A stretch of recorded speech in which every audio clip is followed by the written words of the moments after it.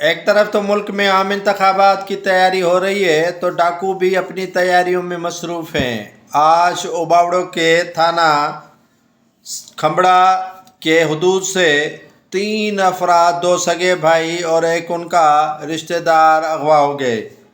الہداد محمد یار اور الحیات دستی کو ڈاکو اغوا کر کے کچے کی طرف لے گئے۔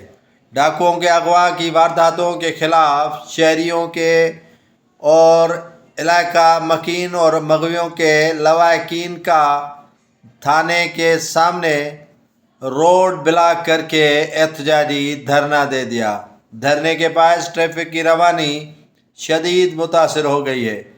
ٹریفک متاثر ہونے کے بعد مسافرین بھی ہوئے پریشان۔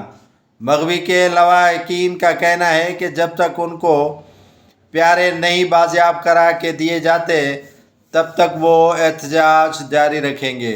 کچے کے علاقے میں ڈاکوؤں کی آماج گاہیں بنا ہوا یہ علاقہ تاحال ڈاکوؤں کے چنگل سے اغوا شدہ افراد رہائی نہ پا سکے اور آج ہی 3 افراد کو دوبارہ اغوا کر کے ڈاکو کچے کی طرف لے گئے۔ نہ پولیس ان کے خلاف کوئی آپریشن کرتی ہے اور نہ ہی علاقے میں کوئی امن و امان کی صورتحال قائم کرنے کے لیے اقدامات کیے جا رہے ہیں۔